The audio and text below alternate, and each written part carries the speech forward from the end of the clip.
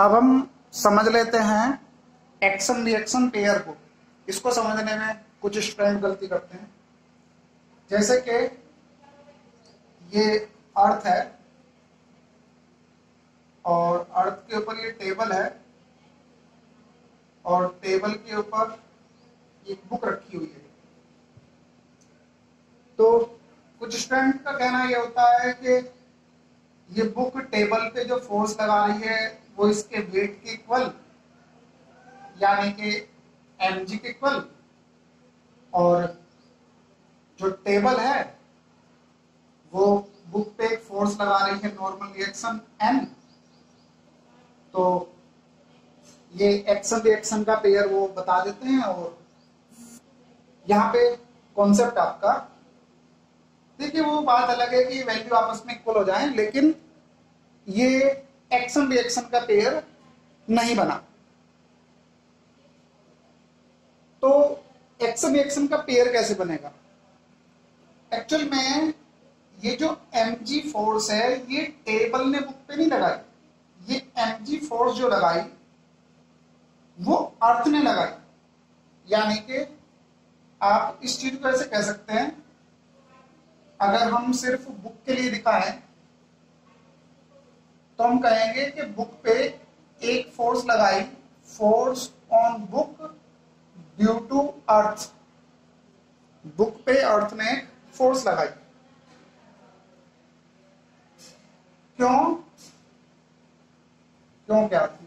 बस दूसरा हम ये कहेंगे क्योंकि अर्थ ने बुक पे फोर्स लगाई तो बुक ने अर्थ पे एक फोर्स लगाई, force on earth due to book. तो यहां पे इन दोनों का ये एक्शन पेयर बना।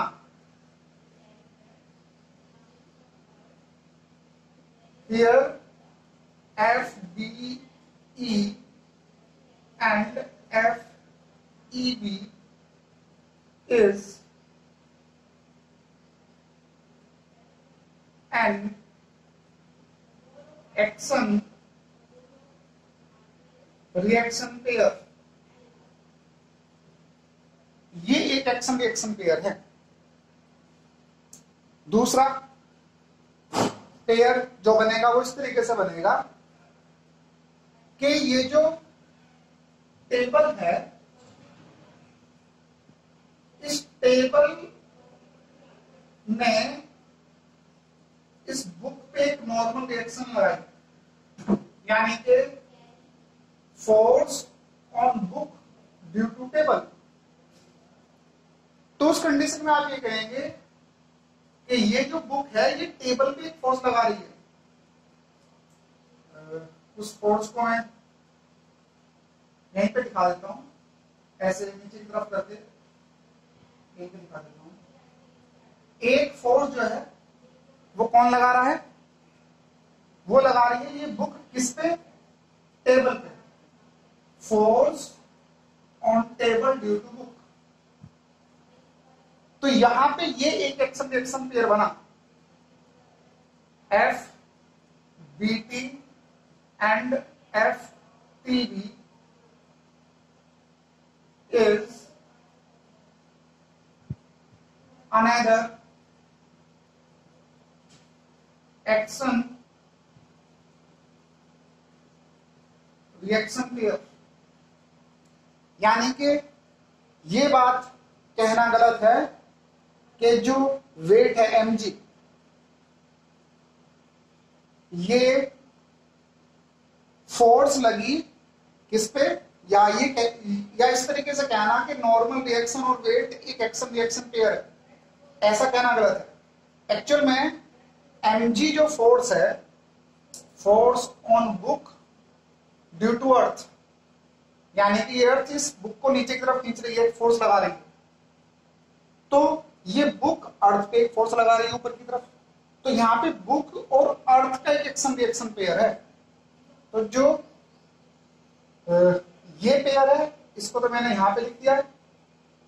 दूसरा जो पेयर बन रहा है वो बन रहा है, इस टेबल ने बुक पे एक नॉर्मल रिएक्शन लगाई ऊपर की तरफ, FBT, force on book due to table.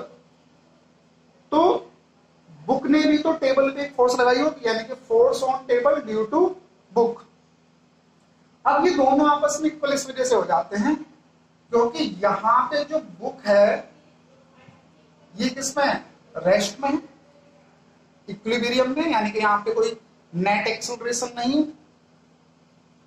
और नेट एक्सेलरेशन नहीं है तो इस पे जितनी भी फोर्स लगी है उन सभी फोर्स का सम 0 हो जाएगा।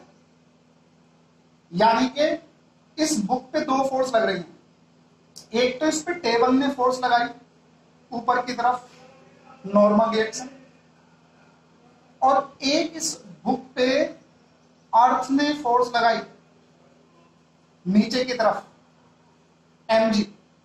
इस वजह से नॉर्मल रिएक्शन mg के इक्वल है। लेकिन ये देखिए सिंगल बॉडी पे लगने वाली फोर्स है, नॉर्मल रिएक्शन भी बुक पे लग रही है और mg भी बुक पे लग रहा है, तो ये एक्शन रिएक्शन पेयर हो ही नहीं सकता क्योंकि एक्शन रिएक्शन पेयर तो हमेशा ही टू डिफरेंट बॉडीज पे लगता है, सिंगल बॉडी पे एक्शन रिएक्शन नहीं आता, इस वजह से कैंसिल आउट नहीं होता है। तो यहाँ पे आप इस कॉन्सेप्ट को समझ लें, नोट करना चाहते हैं नोट कर लें। इसके बाद अब हम एक और सिचुएशन को समझ लेते हैं। अब हम समझ लेते हैं कि अगर कोई मास किसी स्ट्रिंग से लटका हुआ है, एक मास है m मास है, ये स्ट्रिंग से लटका हुआ है, तो यहां पे एक्शन रिएक्शन के पेयर कैसे समझे जाएंगे। एक्चुअल में इस सीलिंग पे इस सपोर्ट पे एक फोर्स लग रही है क्योंकि ये रस्सी उसको नीचे की तरफ खींच रही है, यानी कि इसको आप कुछ भी सिंबल दे दीजिए कि एक टेंशन है नीचे की तरफ, यानी कि एक फोर्स लग रही है इस स्ट्रिंग की वजह से, किस पे, इस सपोर्ट पे, इस सीलिंग पे। तो यहां पे अगर स्ट्रिंग सीलिंग को खींच रहा है तो सीलिंग स्ट्रिंग तो अलग अलग चीजों की फोर्स लगानी है आपको, यानी कि एक फोर्स तो आपने किस पे लगाई, सीलिंग पे लगाई, तो दूसरी फोर्स किस पे लग जाएगी, रोप पे लग जाएगी। किसकी वजह से, सीलिंग की वजह से, यानी कि इसको आप T डैश बोल दीजिए, और ये आपस में क्या एक्शन रिएक्शन पेयर। अब आप इस वाले मास से समझना शुरू कीजिए, इसको भी छोड़ सकते हैं। इस वाले मास पे जो फोर्स लग रही है mg, जो आप वेट बोलते हैं, ये फोर्स लगाई किसने, अर्थ ने लगाई।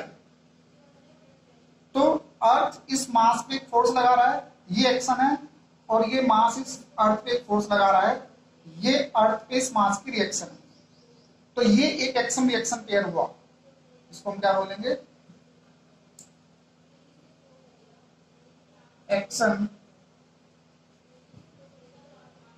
Reaction pair. अब दूसरे वर्ड्स में मैं कह रहा हूं कि